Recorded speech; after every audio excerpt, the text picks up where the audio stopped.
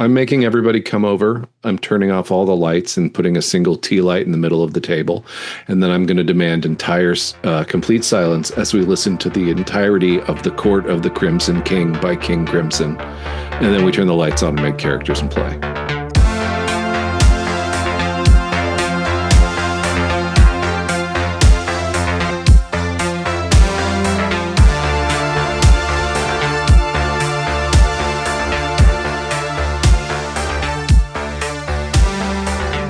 Hello and welcome to the Jaunty Mantis, a podcast of creative questions for curious gamers. Tonight's question, why not oops all Troikas? I can't think of any reason not. I meant to look up, does anybody know what Troika means as a word? I meant to look it up before we started recording and I failed at that simple task. I'll tell you when you're older. Okay. It's a Russian vehicle pulled by a team of 3 horses abreast. Or a group of 3 people working together, especially in an administrative or managerial capacity. Okay, well I don't know how that connects to the title. There's 3 editions of Troika now. There were 3 PCs, and now there's 3 of us. So there are 3 of us. Probably. I'm one of them. Jesse, hello. I'm second of them. Matty, hello. And I'm number 3, Chris, last name. Our powers combined, we are Captain Planet. Oh, shit. I thought we were the exuberant beetle. Oh, yeah, that's right. With the off-brand Jaunty Mantis, the exuberant beetle. Thank you. Sorry, the cheerful beetle. Yeah.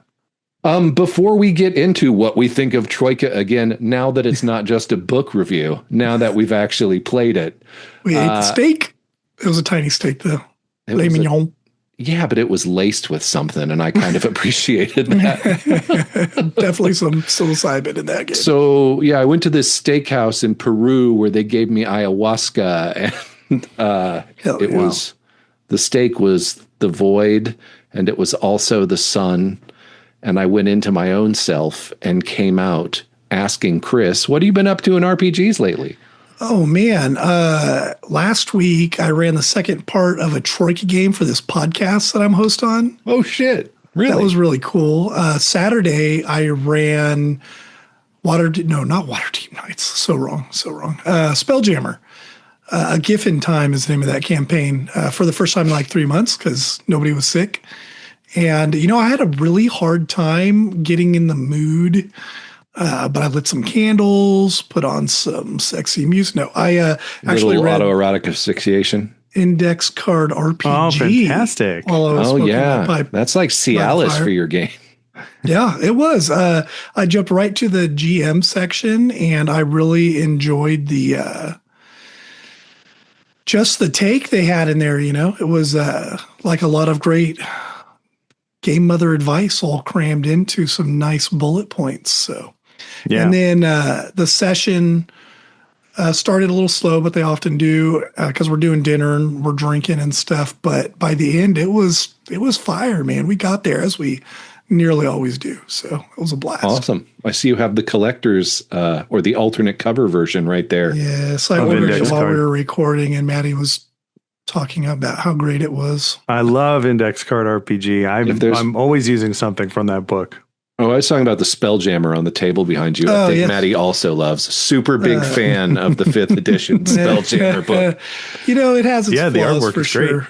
We would have liked more. That's Kavika's copy that she's loaned me for the duration of our Spelljammer campaign. Cool. Beautiful covers. Matty, what you been doing, dog?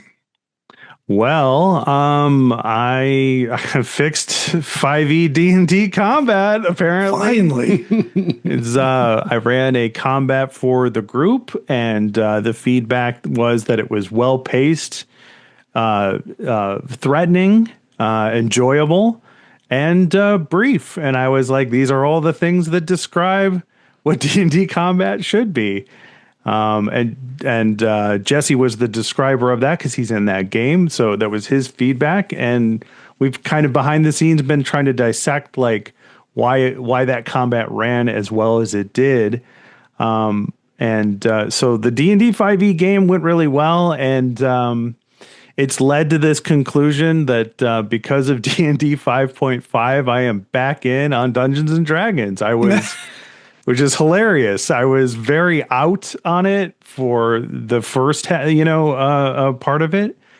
But 5.5 is really working for me, and I am so in on it, and I'm very excited. So we continued our Sunday night 5.5 D&D game, and we got to do a weird scene that had some great role play all around. Where the PCs were like, okay, we need to get some water, and that was an opportunity for me to run an encounter with a face spirit, essentially, that is occupying this pond where the water is like a mirror, and it's not disturbed. It's like almost like pure glass.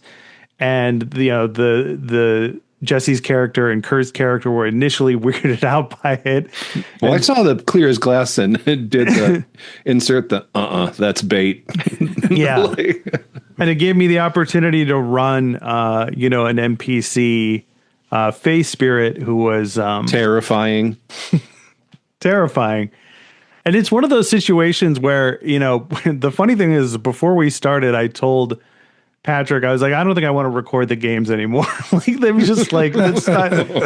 And then after that session, I immediately regretted it because I got such great feedback from the group about how awesome the scene was and how great the session was. And I was like, God damn it. So I guess I'm going to go back into recording again.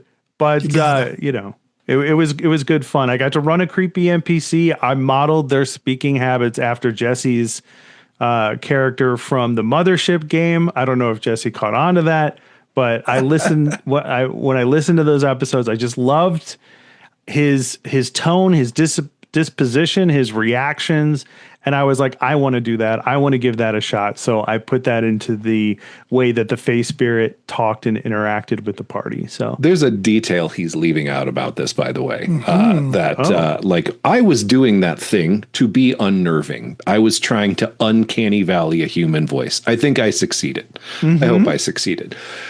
But when that voice and diction comes out of something in the shape of a child, it's a whole new level. And if you don't have just players whose characters are the worst fucking people ever, put your creepy thing in the form of ambiguously creepy thing in the form of a child, because it's like, either it's powerful enough to kill us all in the form of this child, or it's childlike and doesn't know its power level. Regardless, the only way to find out is for me to try and kill a child, and that's not who my character is. So I'm just going to have to stand here talking to this, trying increasingly desperately to get out of the conversation and run away with a very low charisma. Yeah. It was so much fun. Oh my God. And the part I liked the most, there were many things I liked, but one of my favorite parts, I'll say, because it's difficult for me to put my finger on what I like the most because there's so much good stuff happening. But that was only 2 members of the party. There's 4 people in the party, and then there's this NPC who I keep trying to remind the group is like the foremost expert on the subject that they are investigating so that he can be helpful and answer questions for them. But they keep forgetting to do that. So while these 2 other characters are at this enchanted pool, communicating with this face spirit, my other 2 play characters decide that they either have to get in on this action or have to start creating a scene of their own. So one of them is like, how much time has it been since they gone? And he's just going to start suggesting that they go and find the other 2. And that was Patrick who was doing that. And then I loved my other player, John's response, where it was like, no, I don't think we need to. And then they started role playing in the scene and interacting with the NPC. And I love the fact that they were attracted to the idea of trying to join that scene. But then John was like, no, let's just do our own thing. And Patrick immediately, was like, yes, let's do that instead. And you could just see it play out in front of me over Zoom. And I'm like, this is what this fucking hobby is all about. I fucking love Dungeons and Dragons. Yeah, and I've seen this happen on the table a lot. I think what Pat was doing is Pat was sniffing this is going to lead to combat. Let's get ourselves in a position where it's plausible we show up in the second round. So, never split the party thing. And John just turned it to like, no, let's do our own scene. It was great. Yeah. So that's what my gaming week was all about. Jesse, you were there, but what about you? Since the last time we did one of these, I don't know. I've run two what are called Touchstones, 2 sessions of Touchstone scenes with the vampire group, which is basically where I'm like, to remind yourselves of your humanity, you have this NPC that reminds you of this conviction you have about what it means to be human, and you need to see them or spend time with them so you don't spiral. So let's run those. And then, of course, being around a vampire is inherently dangerous because they're not always in control of themselves. And we just went with narrative consequence. And it was just super fun, super high stakes, emotional. Like, I don't know if I have said this before. The character that's playing a Stephanie Meyer pastiche, who's a Nosferatu, like rage frenzied when her like Mormon elder husband found her and tried to just verbally abuse her, and she like ripped him into pieces and drank the marrow from his bones, and then in fear, terror, and disgust left the body in a public place, which so yeah. No, that was fun. And then we did Dragonlance last night. We didn't get to play very long, but I was using performance enhancing drugs during it. Viking's Blood mead that I bought at Total Wine and More. And they fought dragons in a Dragonlance game with a dragon in a giant cloud of smoke where they couldn't see. And I was standing the whole time narrating the stakes are coming. Like the hour and a half of play we got in was really solid and fun. I'm looking forward to next session. That's amazing. Truly amazing. I love that you called alcohol performance enhancing.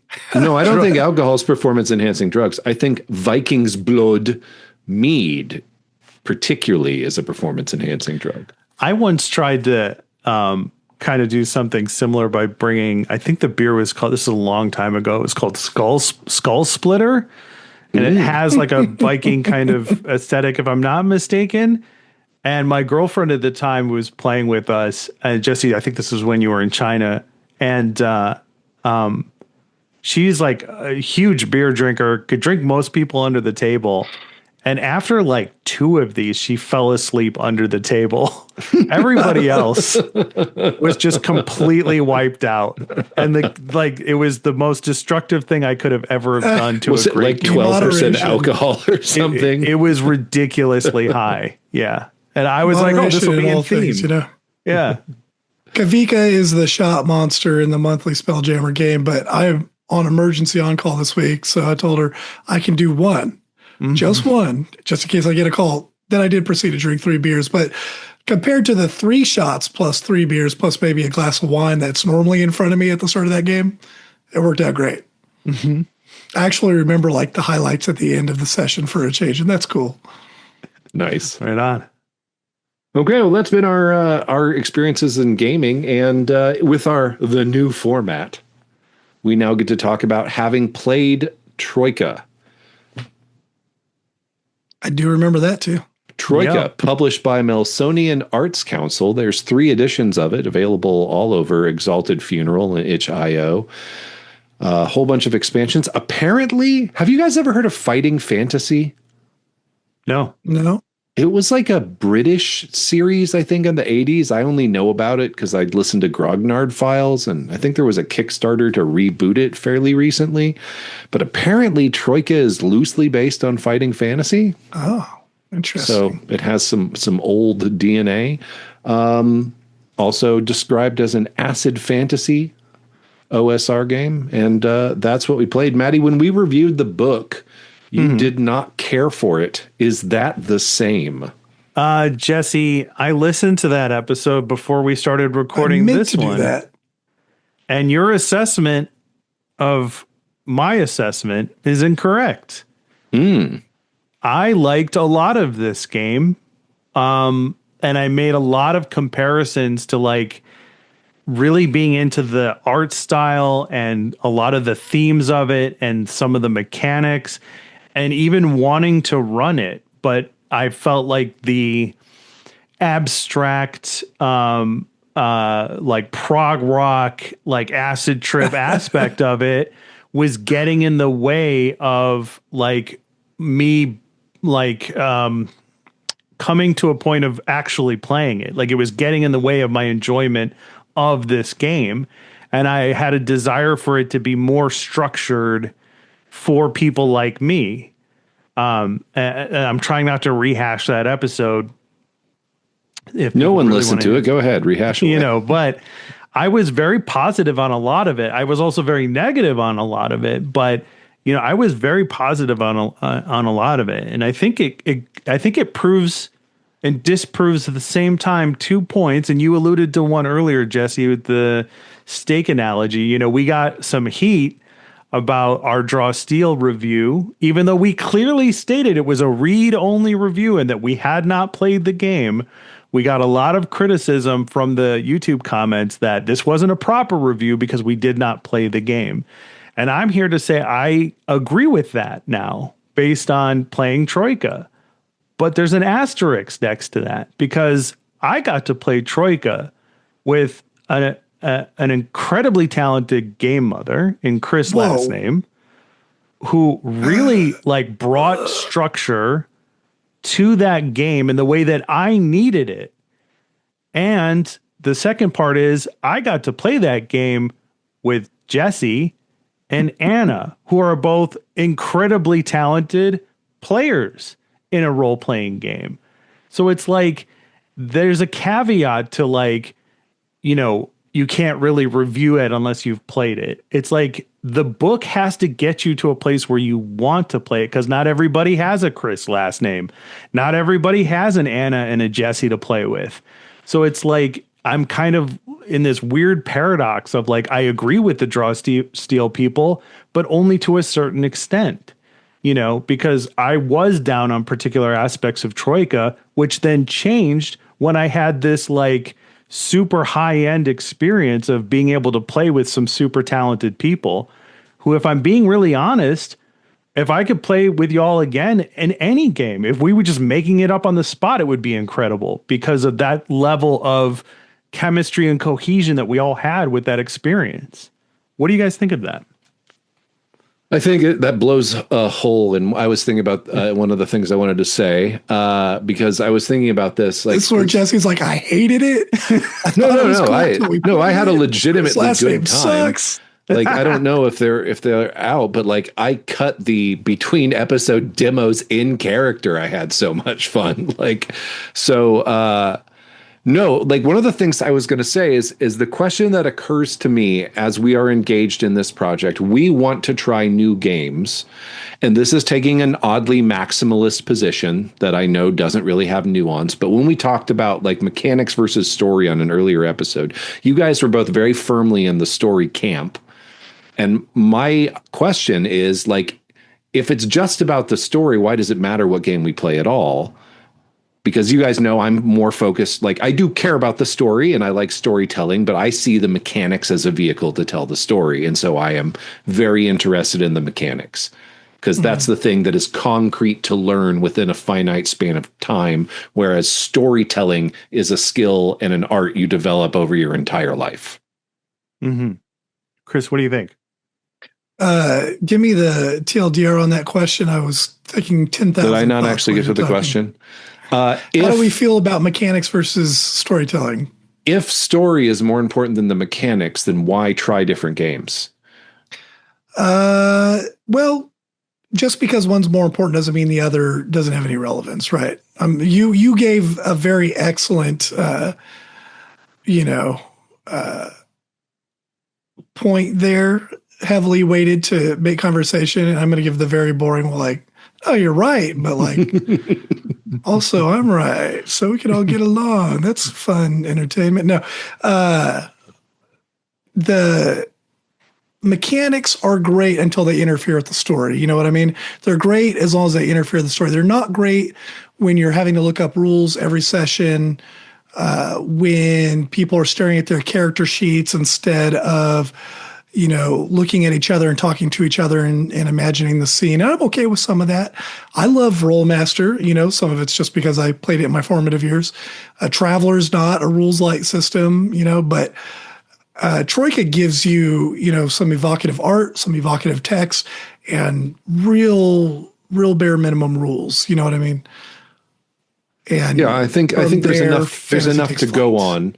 And my answer to my own question, unless Matty, you got one, I don't want to cut you off before. Let's hear you first.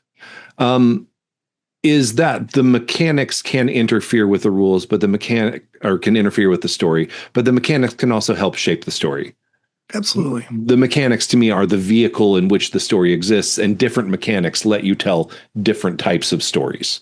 Or sometimes that's genre based, or sometimes that's play experience. Yeah. Mm-hmm. Yeah. So as far as like Troika, the mechanics, that was super easy to pick up. I would, if we use our draw steel metric again, would I be comfortable or have fun teaching someone to play this? Yes, because there's not a bunch to teach. I recommend it. It is, for those of you who are just joining in now, or didn't watch the actual play episode, the basic conflict resolution is you roll 2 6-sided dice, and you're trying to roll under a attribute called skill plus a rating in a specific skill. And that's the same for casting spells, whatever, yada, yada, yada. Roll low. Until you're doing an opposed roll, and then rolling high becomes the thing, but you're adding on those bonuses. Yeah. So, very rules light, very simple. The rules just deal with conflict. I don't think the rules were very genre based, really. My outstanding, because mechanics guy, rules question is, I wish I'm still curious about the push your luck system, because we didn't really get to engage with that in the game.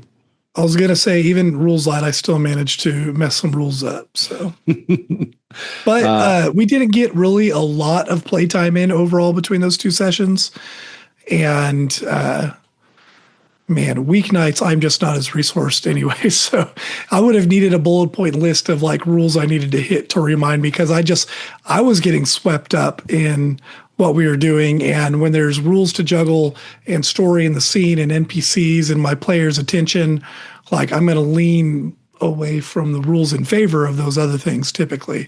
But yeah, push your luck is very fun. And there were certainly times I could have thrown it in there. Also, when Matty's character needed to hold his breath, I think the rules suggest making up an advanced skill, whereas I had you roll against your stamina, which is not actually a thing, I don't think, in those rules. So I'm sorry to all the Troika heads out there. We'll do better next time. Yeah, I mean, it's going to get me in trouble, but any serious Troika fan who has a trouble with you not getting or us not getting rules right, I don't get you, because I think this game that would be the strawest of mans. This game screams, ruling's not rules. Wing it. Have fun. Be irreverent. Make something up on a go. The advanced skill system, the whole thing was just roll it. And that was a little difficult for me to get used to, but Anna's played it before, she got it, Jesse got into it, and that helped me get into this idea of you do, it's not on your character sheet, it doesn't matter. So I call bullshit on any Troika fan. This is where I get us in trouble. I call bullshit on any Troika fan who would hold our feet to the fire for doing a rule wrong, because I feel like we're not playing the same game then, because the whole game is communicating, don't fucking worry about it. I have a really hard time believing there's anybody out there in the RPG community that would have a totally joyless, rigid interpretation of the rules of an RPG system. Saying. I don't see that happening. This is when 3 people in their cart show up outside my house. Yes. Go ahead. Oh, I did have a question, Chris. You know the system. You've had more time with the book, or you've read it more and run it more than I have. The other thing we didn't get to try, because we were doing a one-shot and not a campaign, is the getting better section of the rules. Mm-hmm. So the way I understand that is, if you succeed at a skill, you put a tick. There's a box next to the skill in your character sheet. You put a tick in it, and then at the end of the session, you do another roll. And if you roll over it, it goes up by 1 point or so, which is how you probably got it exactly right. I'm guessing because I totally I have remember. a thing to add to it, but that's very British because that's basic role play. That's BRP, Chaosium, Call of Cthulhu. Those skills work the same way. If you succeed, put a tick and then try and fail and it goes up. So, does that, when you were talking about the book encourages you to make advanced skills, I wondered if you make an advanced skill that you've never done, write it on your character sheet with a rating of 0. And then if you succeed, you put a tick next to it to see if you get better after the session. And then you pick up. Yeah. That thought crossed my mind. It's not explicit in the rule book as far as I know. But I mean, I would do it. Why not have a hold your breath skill? Yeah, exactly. Or the 10 other things I insinuated were skills, but actually weren't. It's difficult to me picture you doing it wrong. You know, with everything that they set up in the book, I don't know how you do it wrong unless you're taking it too seriously. Then I guess you're doing it wrong. Listen, the key is confidence, and I have all the confidence of a straight mediocre white man. So if you tell your players something, they're going to believe you. And that's the rules now, buddy. But I do like getting the rules right, Jesse, and I'm sorry. No, it's fine. I'm not saying you did it wrong. I'm just saying we didn't get to Jesse hates me now, man. Oh, man. Sorry to hear that. I guess we got to kick you off the podcast now, Chris. No, the luck mechanic is really fun, and I do regret not making a point of tying it in there. I'm not mad, Chris. I'm just disappointed. I know. Oh, me too, actually. That's why I'm making so many jokes about it. Okay, here's one personal reaction. I was disappointed with the background I rolled. Okay. Because it was probably, to me, one of the more conventional ones. Despite the door in my head, I'm a wizard. You played it up really well, though. Well, thank you. I was just like, let's have him try and be like, basically, I'm like, what if Julian Bashir knew that everybody hated him?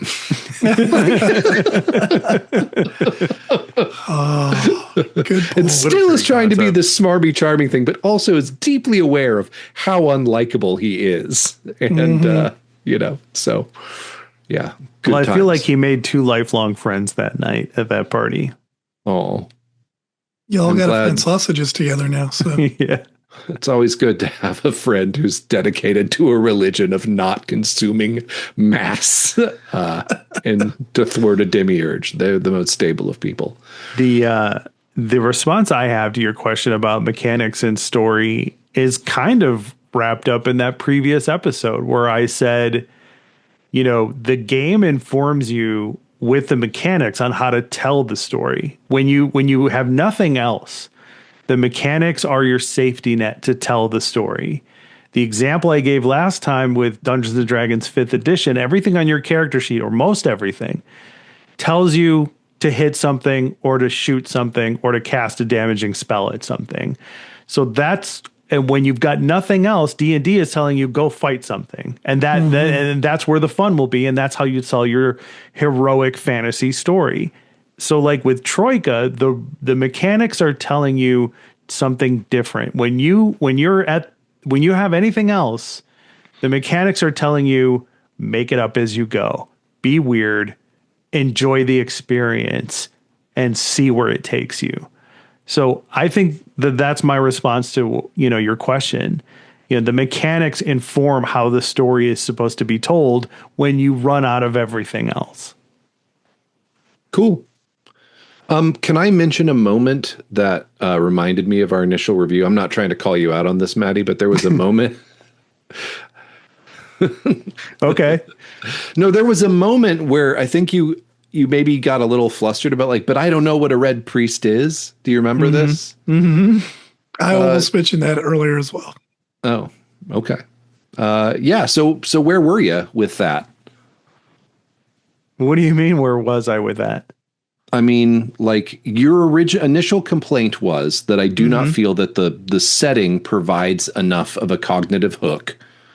My understanding of your initial complaint about Troika, one of the things you did not like is that the setting was only implied and not directed. So has my position changed on this after playing it? Is your question? No, I mean, like, I think we saw that like at the table. We were like, well, I don't actually know what a red priest is. Mm-hmm.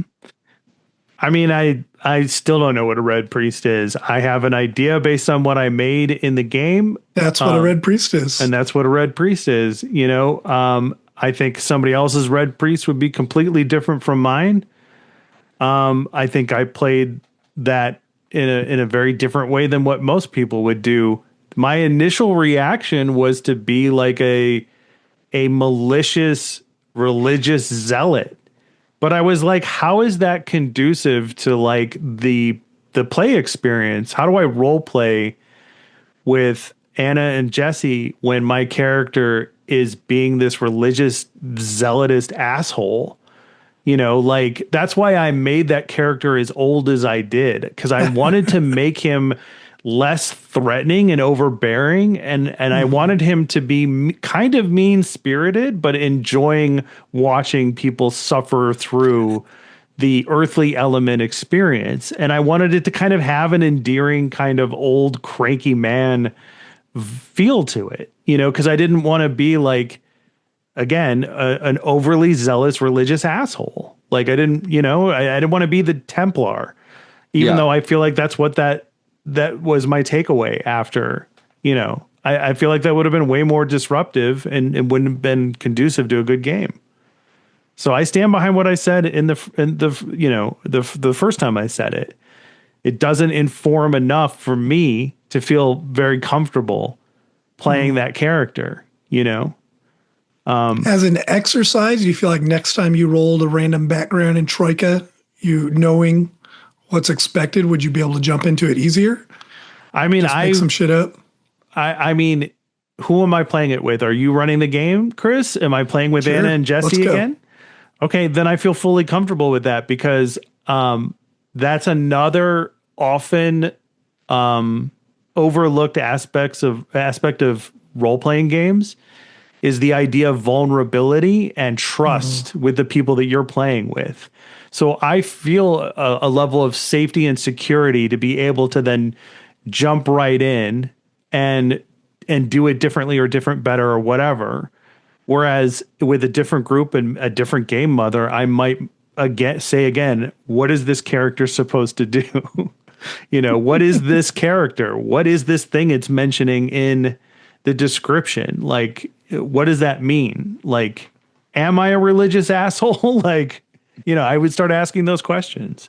So it really comes down to the people you play with. 100%. Yeah, I have so many unanswered questions about the implied setting that we were starting to pick up that I really want to get answered someday. Like even the broader cosmology of like, yeah, there's all these crystal spheres and these golden barges. One of the characters has one, like sail between them. So like, have fun. Just as an aside to change the topic real quick, the character class I was rooting for was the Zoanthrope, who had their forebrain removed when it was the fashion. And because I had a character concept all lined up, that the shorthand for the character concept is, I'm Jerry Sizzler, and this is my sister, Jerry Sizzler. So thankfully for the viewing audience and the other players, that did not happen. But yeah, I think that trust and vulnerability, this is where I'm going to put a knock against Troika. I think it's possible, but I'd be nervous about this being for someone's first RPG. Yeah. Not that it's not possible, not that it's not doable, but like, I know you've never done this before, so here, let's all get really weird in front of each other. Yeah. Interesting. I mean, is it weird to just make stuff up? Because that's kind of the core of role-playing games. I guess you have more structure and everything's more informed in other settings and systems, right? I mean, there's more of a crutch, but that again, I think there is that tension in the OSR manifesto of the answer's not on your character sheet. Yeah. You know, like if the answer's on your character sheet, you have more of a scaffold. So is it like Dungeons and Dragons is the scaffold? It's the training wheels for people to someday play Troika. I don't know. Like, I'm trying to imagine showing up at like the beer garden on the board game night. It's probably on a Tuesday, and there's people playing light Euro games, and then you're over there at a table with try a role playing game. It's like Dungeons and Dragons, but weird. And you get, 5 friends. They wear hats with sports teams daily. You know what I mean? Great guys. I know a lot of them, love them all. And would you rather be explaining Dungeons and Dragons 5.5e to them and jumping them into that, or into Troika? Thoughts? Troika. I mean, from a like sadistic pleasure point of view, Troika. Yeah. Like I do have a devious side of my personality that, like, when you mentioned that, I was like, yes. Wait, like, you do? What? Quiet, you. Sorry. I really think like the thought process I went through, the growth I had happen to me after making my initial ungenerous comment was that any RPG I've ever run for somebody that's their first time playing an RPG, no matter what the RPG is, they've never done a bad job. Mm-hmm. I mean, yeah, new players are universally a delight for me. Like, they don't have anything to grab onto, but they don't really have a whole lot of preconceptions either. Mm-hmm. Exactly that. And to me, like, the shorter the path to getting into the game and playing, the better. Even if you hand someone a pre-made D&D character, there's a lot of stuff on it. Maybe with like a critical core, like a simplified D&D, it's a little better. But there's still, like, I don't know, a lot going on. But I don't know about you guys, but whenever I have a new player, mostly I give them the elevator pitch of their character and kind of tell them what they're good at, and then tell them whatever you want to do, just tell me and I'll help you translate it into game mechanics. I'll probably just tell you to roll some dice and have you tell me what numbers in a certain area of your sheet. No big deal, and the shorter and simpler the sheet is, the easier that is to get them playing. And then once you're playing, you're still just kind of having to come up with stuff on the fly. I feel like people might have more cultural hooks for wizards and rogues and even paladins and things than they do a red priest or unless they've seen classes. Ralph Bakshi's Wizards, and then oh my god, I only made it halfway through. Oh my god! I tried god! to watch that recently for the first time. The first time I watched that, I rented it from a Blockbuster when I was a kid, and it was just like I was like, what the fuck is this? I watched it 4 more times before it got returned. I was absolutely enamored with it. Like, it definitely a key piece of my formative years. Hell yeah. That movie. Yeah. Yeah, for sure.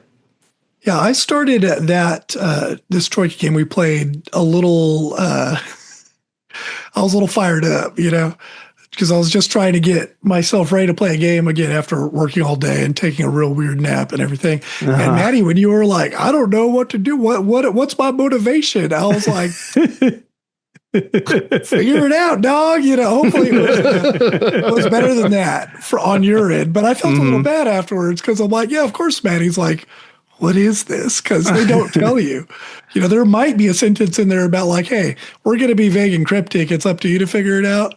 But we didn't exactly go over that at the beginning of the session. So I really appreciated that after I was like, figure it out. You figured it out. And it was delightful. Like, I would not have known you hadn't played Troika before past that point, That does remind me of one thing I keep doing in my personal life. There is this book I got for Christmas. It's called The Dictionary of Obscure Sorrows. And what the Dictionary of Obscure Sorrows is these made up words for these very specific, usually depressing emotional experiences that you have. Like, oh God, I can't remember any of them off the top of my head, which is good for everybody, but they're beautiful. They're very well written. They're all about like a paragraph in length or like a couple really well crafted sentences. And I just adore them. because I have a degree in poetry creative writing. And it speaks to me. Like there's this one word that's just like the both forlorn and exciting sound of a train whistle heard echoing in the distance when you cannot hear the train. Like I'm like, oh yeah, there does need to be a word for that. I'm like, who would use that word? My brain reprocessed that whole sentence as Werner Herzog. Like you were there you go. Pretty close if you just threw in a little bit of an accent. The guy basically suggests a one word for the feeling conveyed by the song Born on a Train by the Magnetic Fields. And I keep trying to share it with Google people. That later.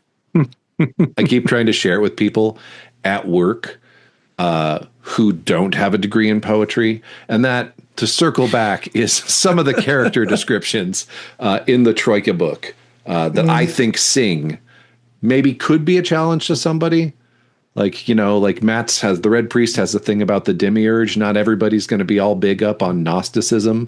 I only am because of my friendship with Sci-Fi Mark, who went to seminary and brings it up a lot. So, it sounds like Jesse's already there, but I hope Matty got a little closer because I certainly did. My ability to just look at some weird shit and roll with it has been enhanced by running Troika. By watching other people take their randomly rolled backgrounds and do fun and creative and silly stuff and not stress out about, especially after watching people like Jesse and Anna just spin some stuff out of nowhere expertly, but it's made me more interested and better, I think, at doing that. Yeah. Matty, do you feel like, again, next time, do you feel like, is it going to be group dependent, you said?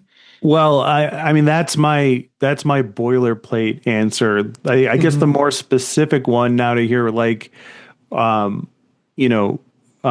recounting, my kind of stumbling with that part is the way I look at it. And I wish I had learned this when I first started running games, is that in my opinion, there's really only two kinds of players. And these two types kind of dance back and forth between one issue. And that issue is, I'll tell you how it is, or I want you, the game mother, to tell me how it is. And then I will react. And normally I have such a firm grasp on my character because I'm really into the setting or the class description really vibes with me. Normally I'm the I'll tell you how it is kind of player. Yeah. But when that is uncertain, then I kind of turn into the other one a little bit where it's well, give me a little bit to work with so I can kind of flesh this out a bit more. So that's kind of my more dialed in, maybe. That's an excellent point, though.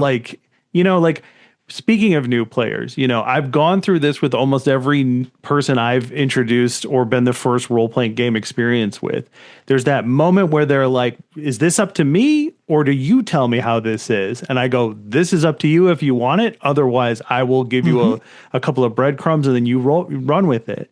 So I think that's my response to the situation is now that I understand that that's how this game is going to go, then I'll just take what it says, take the parts I like and discard the rest. But this kind of goes back to the draw steel argument of the setting for that didn't do anything for me, which is, it's not difficult for me to then build a character concept because it's so, there's so much of it that I'm used to.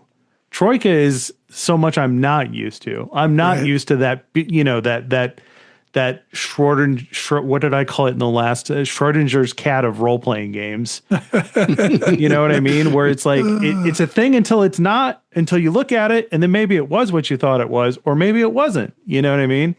So I hope that better answers the question, or maybe I was more confusing. That was excellent. It made me think of players and a specific player that would probably hate Troika that I've had or have in other games.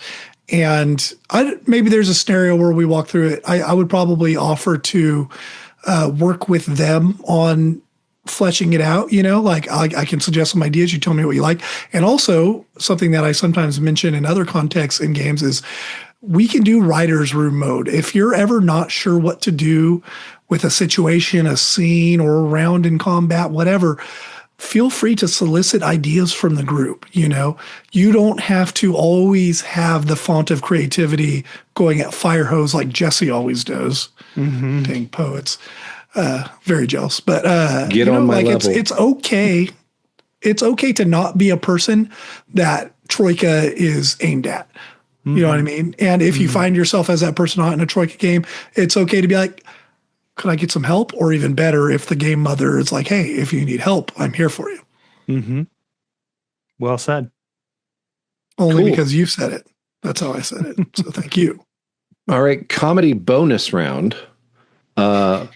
What are you doing to prepare a new group of players to play Troika? Oh, that's easy for me. Yeah. All right. Yeah. One day I'm going to run Troika. Okay. Are you shocked? No. So I'm going to run Troika, but believe it or not, I'm not going to run it in setting. But I love the mechanics, Jesse, and the system. Here's a different setting. Yeah, here's another different setting. Ooh. I'm holding up a book that says A Field Guide to Goblins, the Goblin Companion. This is a book I've had since I was very, very young. I think I got it at like a Barnes and Noble in like the 90s or early 2000s or something. That's how long ago this was. This is an illustrated guide to all of the goblins that are in the labyrinth of the movie Labyrinth. It's all the concept art and descriptions of these goblins. And what they do in their history and all the things about them. And I have been holding on to this book for so long, wanting to put this into a role-playing game, but never really finding the right one. Yeah. And Troika is the right one for this. Oh, yeah. Taking those descriptions and turning them into a stat background is like an evening of entertainment with a glass of wine. Yeah. But also, I see you when I raise. Oh, wow. What is that? Labyrinth, the role-playing game. So was my next question is there a Labyrinth role-playing game? I barely remember that movie, you guys. I'm so sorry. There's also... Oh, wow. The Dark Crystal role-playing game. Set in the Age of Resistance. I saw and forgot. Oh, we should do that for one. Oh, shit. Okay, sorry. I'll have to watch the movies. Okay. I don't know if y'all will ever find... sausage for the Lemuria or whatever the Sphinx-like creature was. But if you do, I've got this Troika adventure that I believe I just crowdfunded because it showed up at my house, but it's The Venture Below, an unofficial inspection of the Troika underground. Oh, wow. You see, the subway system was built by 3 competing companies after bureaucrats kind of gave away the contracts and forgot about it. And I could just, and again, to our earlier points, like I was reading this and went like, how do I start? What do I even do in here? What's the goal? And then I was like, oh, that's right. It's Troika. Like just throw them into it. Read the prompts for whatever area they start and you'll find out real quick. You'll play to find out what this game's about. Okay. I'm making everybody come over. I'm turning off all the lights and putting a single tea light in the middle of the table. And then I'm going to demand complete silence as we listen to the entirety of The Court of the Crimson King by King Crimson. And then we turn the lights on and make characters and play. And then the brand new players to Troika can play. Yeah. Those guys with the baseball caps who have grown increasingly uncomfortable with why they're in my house. Why did we? I may have to loosen the zip ties at that point. I think it's come up, but New Year's Eve, was it 2024? We played my 8-player game, Suro. I don't think I have any more than that. And everybody's like, oh, what do we do now? And my partner said, what about Troika? And so I was like, okay. And we just grabbed the random character generator, and many people who had never played Troika, at least half that group, just played Troika for the first time while drinking and having a good time and waiting for the ball to drop. And we were about a minute away from missing 12 p.m. because we were like just having a great time in the first chapter of, I believe, the Fronds of Benevolence, another fabulous Troika adventure. All right. Love it. well, let's get a rating. And I tried to think of a rating system. I was like, should we rate it with the number of chatka? But then that won't be a reference many people get. And then I thought we could do like thumbs up to the thing. But we'll just run down it. So question is, should you play it? Jesse, yes. No, Matty. You should definitely yes from Chris' last name. Okay. Should you run it? Jesse, yes. Matty, yes. And Chris, yes. Obviously. Cool. Okay. So that's where we're at with Troika. You know what our next experiment is? I'm going to volunteer as tribute, if that's cool with everybody. So our next experiment will be a very timely game. Not many people are talking about it. We're going to do some fucking Shadowdark. Are you guys ready to die in a lightless depth? Yeah. Always. More cool. Now more than ever. Yeah. Yeah. Who's not ready to just surrender to the darkness, the sound of dripping water? Perfect. I can't wait. Cool. Well, this has been the Jaunty Mantis. And if you liked us, help us out. Like and subscribe. Comment below. Or if you're listening on Spotify or Apple Podcasts, iTunes, whatever it's called, leave us a review. It helps out. If you have any questions, comments, concerns, if you want to tell Chris it's okay that he did the luck rules wrong, and he really needs that, guys, you can email us at jauntymantis@gmail.com or reach out on Blue Sky. That I check like every 2 weeks. Jaunty Mantis on Blue Sky. And until next time, it's pronounced blancmange.